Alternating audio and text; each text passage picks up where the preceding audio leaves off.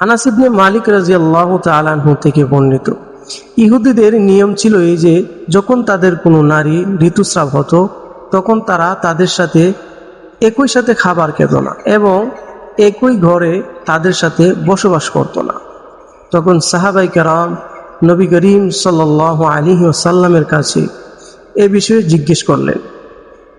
তখন আল্লাহ তাআলা এই আয়াত নাজিল করলেন, তারা আপনাকে ঋতুস্রাব সম্পর্কে জিজ্ঞেস করে, আপনি বলে দিন তা হলো কষ্ট বা অপবিত্র অবস্থা, সুতরাং তোমরা ঋতুস্রাবকালে নারীদের থেকে দূরে থাকো এবং পবিত্র না হওয়া পর্যন্ত তাদের সাথে সহবাস করো না। অতঃপর তারা যখন পবিত্র হয় তখন তাদের কাছে যাও, যেখান থেকে আল্লাহ তোমাদের আদেশ দিয়েছেন।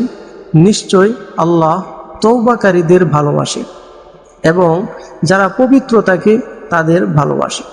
এরপর রাসূলুল্লাহ সাল্লাল্লাহু আলাইহি ওয়াসাল্লাম বললেন, তোমরা তাদের সাথে একই ঘরে বসবাস করো এবং তাদের সাথে মেলামেশা করো, তবে সহবাস ব্যতীত। এই কথা শোনার পর ইহুদিরা বলতে শুরু করলেন, এই লোকটি আমাদের কোনো বিষয়ে কোনো ছাড় দিচ্ছে না।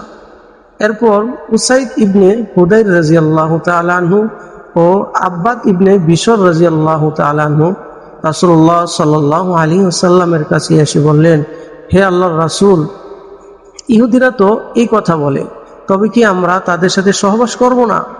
এই কথা শুনে রাসূলুল্লাহ সাল্লাল্লাহু আলাইহি ওয়াসাল্লামের চেহারা মুবারকের রং পরিবর্তন হয়ে গেল, এমনকি আমরা ধারণা করলাম যে তিনি তাদের উপর রাগান্বিত হয়েছে। এরপর তারা যখন বের হয়ে গেলেন তখন তাদের কাছে রাসূলুল্লাহ সাল্লাল্লাহু আলাইহি ওয়াসাল্লামের পক্ষ থেকে কিছু দুধের হাদিয়া পাঠানো, তারা তা গ্রহণ করলেন। তখন সাহাবীরা বুঝতে পারলেন যে নবী করিম সাল্লাল্লাহু আলাইহি ওয়াসাল্লাম তাদের উপর রাগান্বিত হন। রেফারেন্স সহিহ মুসলিম শরীফ, হাদিস নাম্বার 302। ঋতুস্রাব বা হায়েজ অবস্থায় স্ত্রীর সাথে সহবাস করা হারাম, তবে একই বিছানায় ঘুমানো, পানাহার করা বা সাধারণ মেলামেশা করা যায়। ইসলামী শরিয়াতে কোনো বিষয়ে কঠোরতা আরোপ করে না, বরং এটি মানুষের স্বাভাবিক প্রবৃত্তি ও পবিত্রতার মধ্যে একটি ভারসাম্য রক্ষা করেছেন।